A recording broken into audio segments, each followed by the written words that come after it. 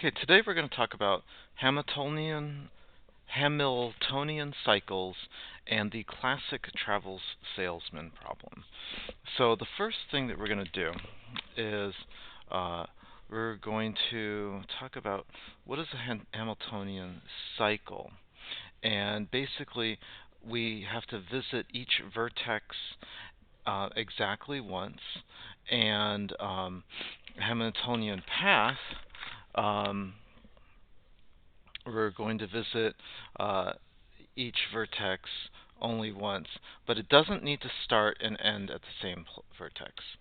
And the Hamiltonian has to start and end at the same spot. So let's look at the first example of a Hamiltonian cycle. So we're going to follow the letters here. So if we start at A, if we're starting at A and ending at A, and I go from following these letters A to B to C to D to E to F to A. So that makes it Hamiltonian starting and ending at the same spot. On the contrary, here we're going to start at B and we're going to end at C. And we're going to go through the pathways. So B to D to F to A to G to E to C. So we've gone to every vertex, but we don't begin and end at the same spot. Okay, so this is different than the Chinese salesman, where we need to go over every edge once. So we have to hit every line, whereas on the salesman problem, we need to go to every vertex, every point. Okay, that's the main difference of this. So Pablo Sanchez talks about these problems. I'm not going to talk about them because you can watch his video. And he talks about this. This K, here's my answers for that page. Okay, and then, and here is my notes from Pablo's explanation of this. His examples about K are very important, especially when we do the practical salesman problem on the next video after this one here. Okay, so so on this problem, there's a reason I put 3 different examples here, because I wanted you to see the path taken by each of the different examples here. So if I follow the first one here, if I follow this pathway here, we go from A to B to C to D back to A. Okay, and if I do this pathway, I've hit every vertex and I've followed this pathway, and the sum of all the edges adds up to 101. If I do the next one, if I followed these pathways here, then I'm going from A to B to D to C to A.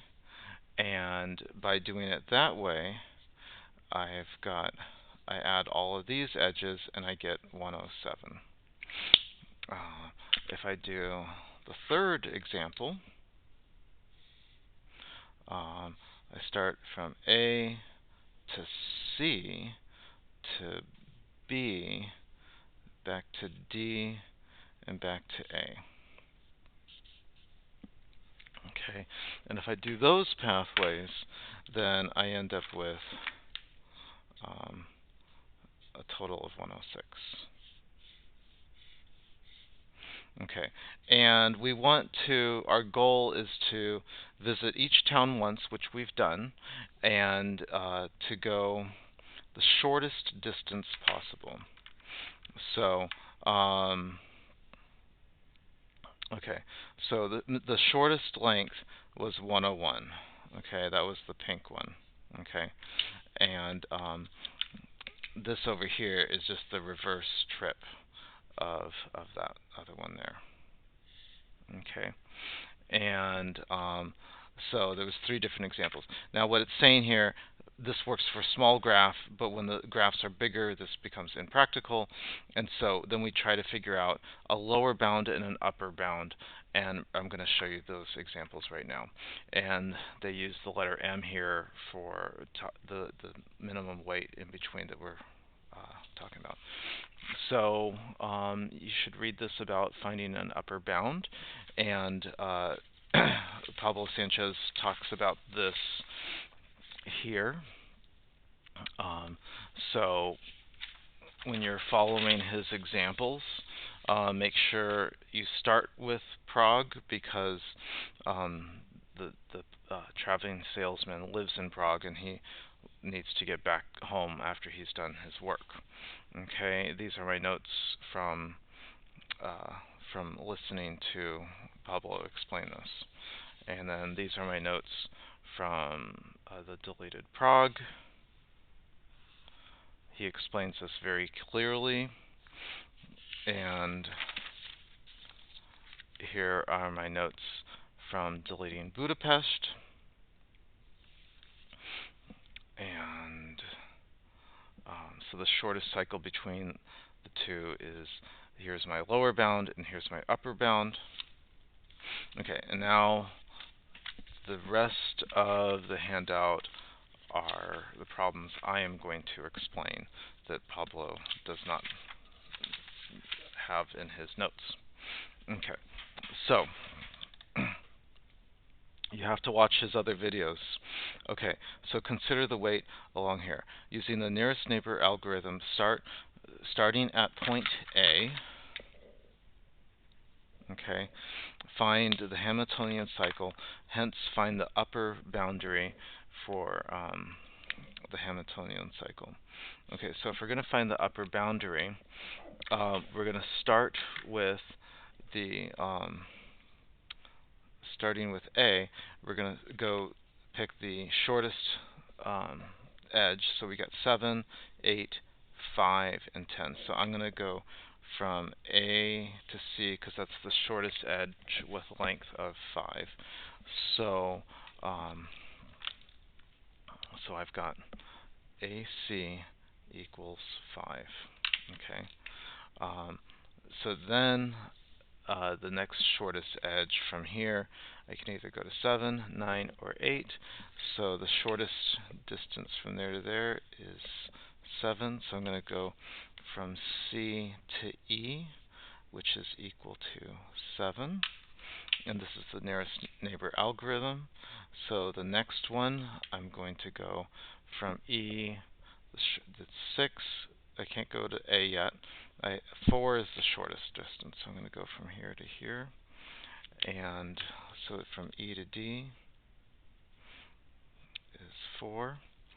And then I'm going to go the next shortest distance. I have to go to B because that's the last point I haven't gone to, and that's going to go to a length of 6. So I go D to B. Oops, sorry. B is in boy. And then the last, I have to end back at A, which is 10. Okay. B to A, which is 10, and my total is equal to 32. So my upper boundary is equal to 32. Okay. And what is it that we just did here? So we used the nearest neighbor algorithm. What was the nearest neighbor algorithm?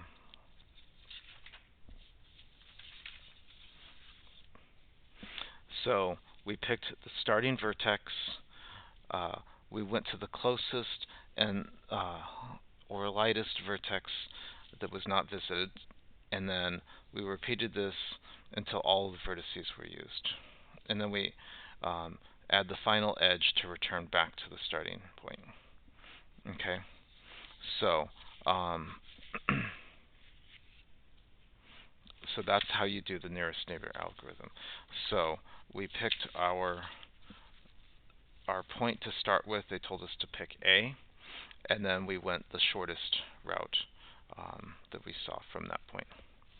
Okay, so now using the same picture, we're going to use the deleted vertex algorithm to find the lower boundary. So what is the deleted vertex algorithm? I guess we should have followed the instructions first. Okay, so we're going to remove one of the vertices and its associated edge. Then we're going to find the minimum spanning tree using Prim's or Krustral's algorithm, and then add the shortest edges that were originally connected to the vertex. Okay, so remove one of the vertex. That's what we're going to do first.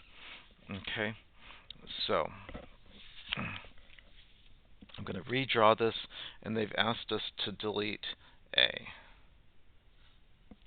Okay, so if we're deleting A, so step 1, remove A. Okay, so I'm just going to redraw this.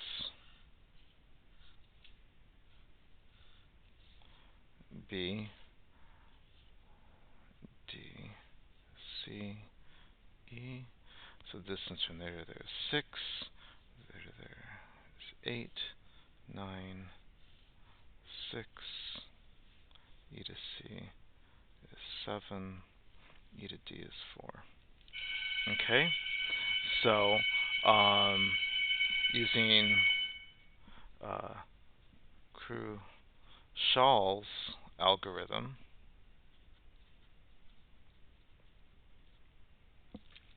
I'm going to start with ED.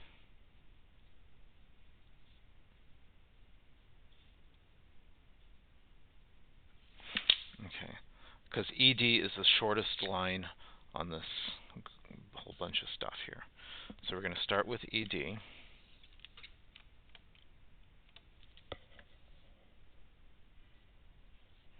Which is equal to 4.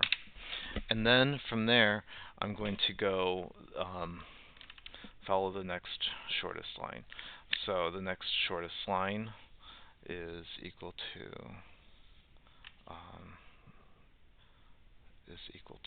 dB, which is 6. And then the next shortest line from here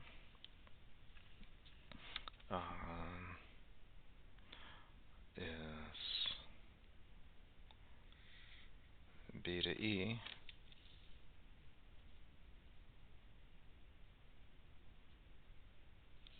which is 6. Okay, and I add those together, which is 16. So this is the minimum spanning tree.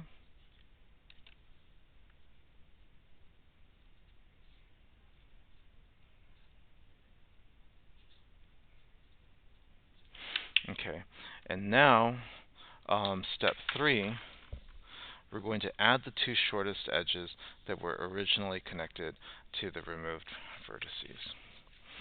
So, step 3, we're going to add the 2 shortest edges to A. Okay, so just redrawing this.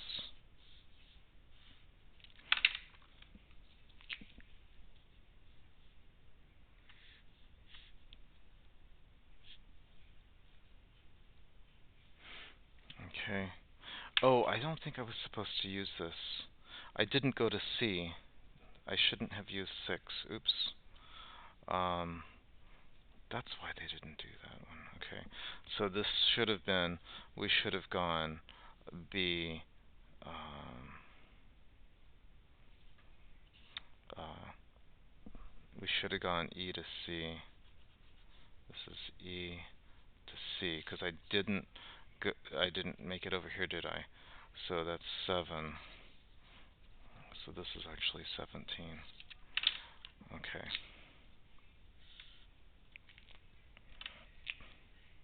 Okay. Here, let's redraw this because that's not right.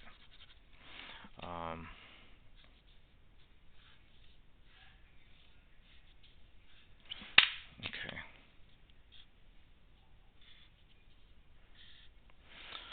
Okay, I hope you understand why this was bad, because I hadn't gone to C. I hadn't gone to all 4 points. Okay, so this adds up to the minimum spanning tree adds up to 17. So we've got 17. And now we have to add the 2 shortest edges from A. So now we're going to put A back on the map, A, and we've got this edge and this edge, and this edge here is this edge here and this edge here. This one here is 7. Well, it says add the shortest edges. This one here really isn't the shortest edge. That's the length of 10. From here to here is the length of 5. So I'm going to add this one here.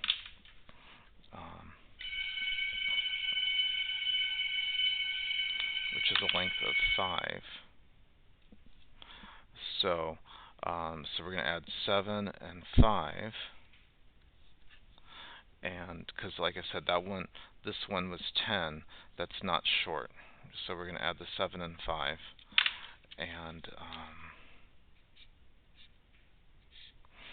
And we add those together, and we get 29, which is the lower bound. Okay, so the shortest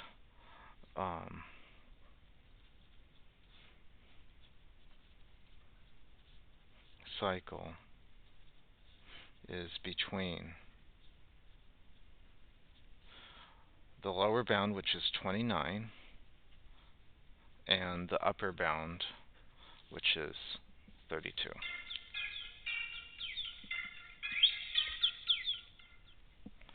Okay. And you'll see on the next page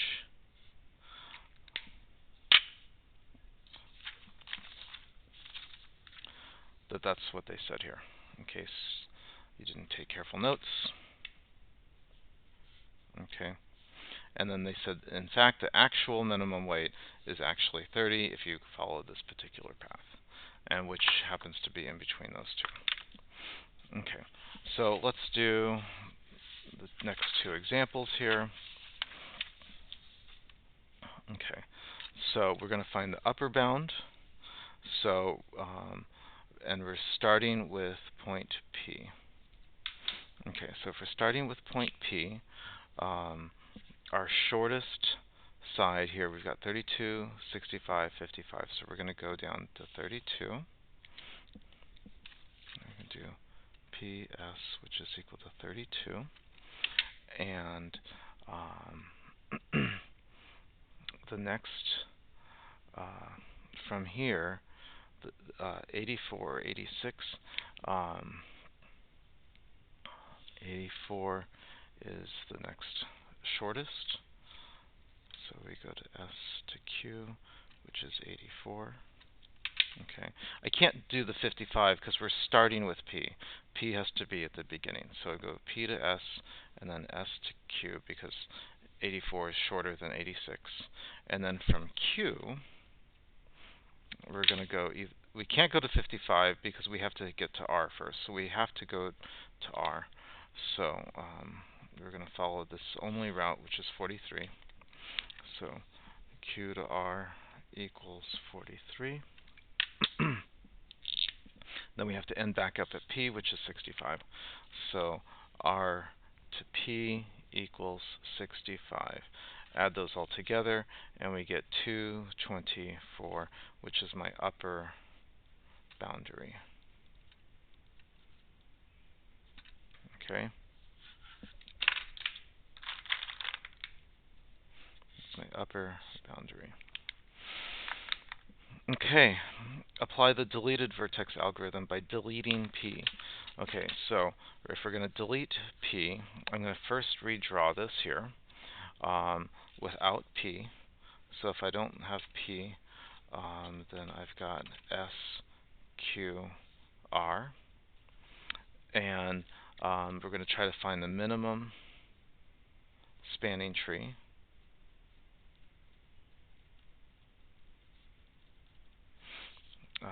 We know that this is, from the picture here, this is 84, this is 43, and this is 86.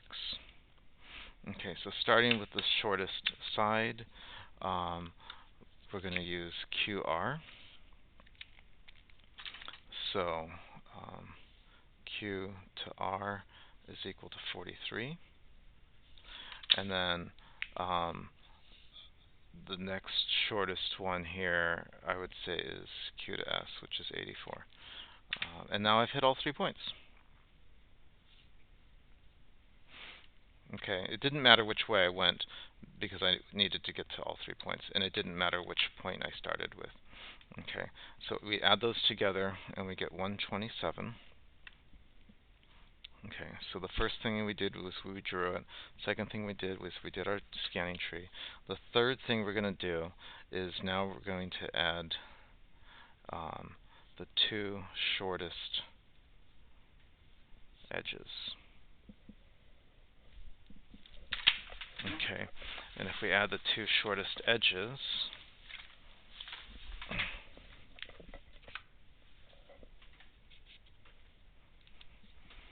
we get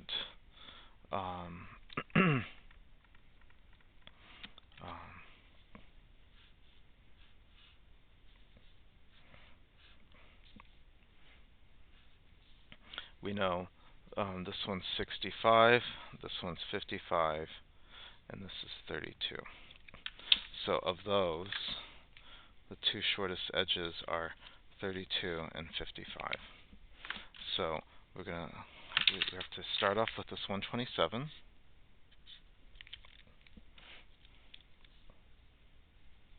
And then we're going to add the 32 and the 55. And we get 214, which is our lower boundary.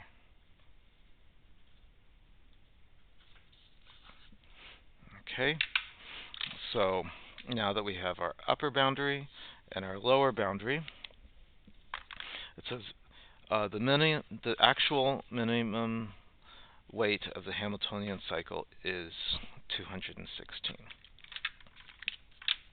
Okay. So verify that the bounds are consistent. Okay. So what I'm going to do is I'm comparing the lower boundary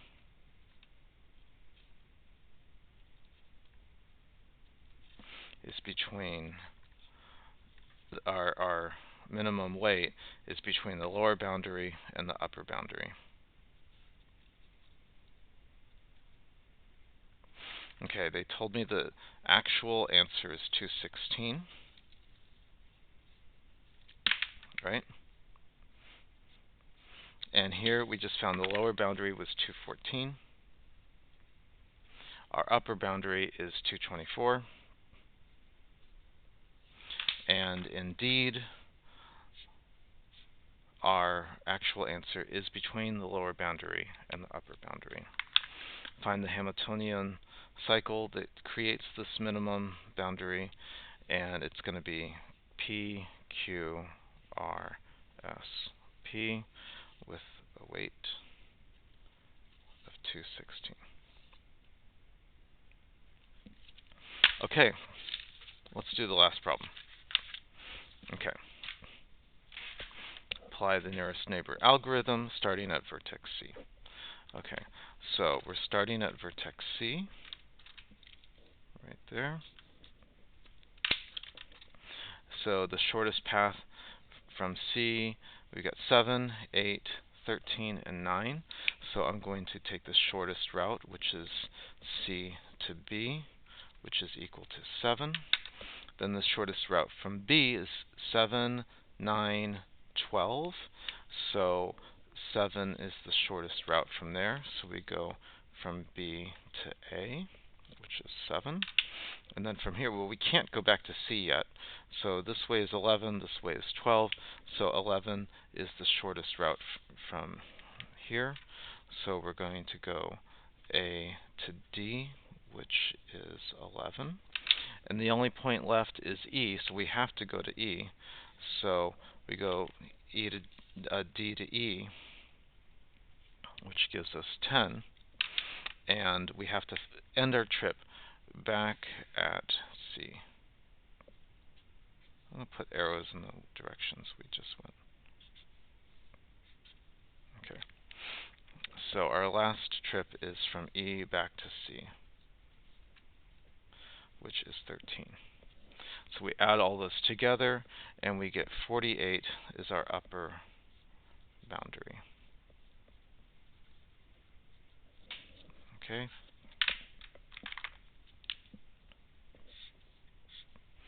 Okay, now we're going to apply the deleted vertex algorithm, and we're going to delete C. So to delete C, that means we've got A, B, E, D, 7, 12, 11. Wait, that's not 11. This is 11. This one is 9. And then that's 10. And this is 12. Okay, so we look here at our shortest side. We're going to start with AB.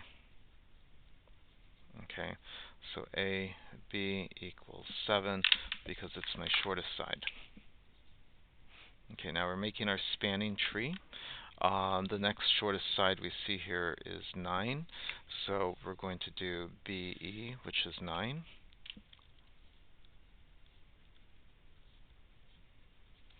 And then the next shortest side, well, we have to go to D, so it's just 10.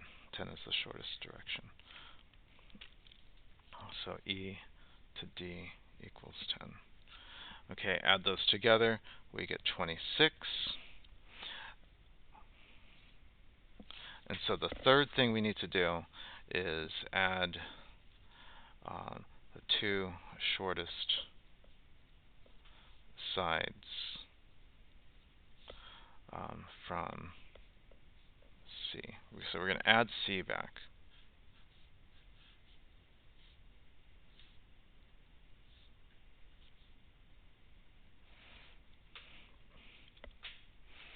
Okay, that one was 7. This one was 9. This one was 13.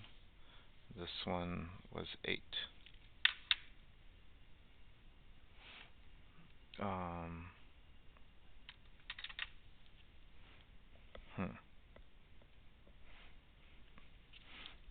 Well, on my notes, I added the 7 and the 9. Why did we add that one and not the 8? Okay, well, okay, so we got 26 plus 7 plus 9.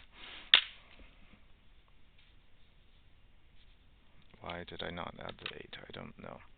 Okay, well, if we add those together, we get 42, which is the lower bound.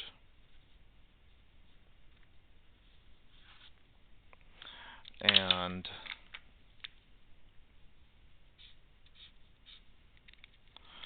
so our TSP graph is between 42 and 48, and the actual lowest weight is if I follow C, A, B, E, D, C, which has a weight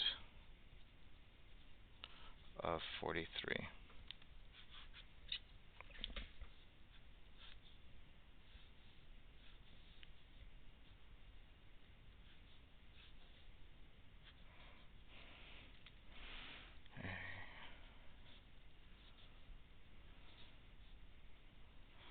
So if we start at C to A, which is 8, and A to B, which is 7, and B to E, which is 9, and E to D, which is 10, and D back to C, that's 9.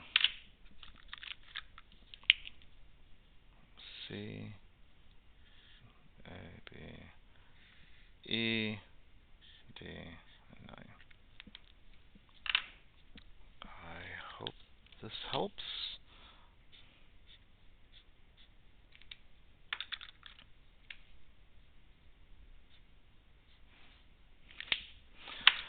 And as I've said before, make sure you watch the videos, especially this guy here. This one's the best video.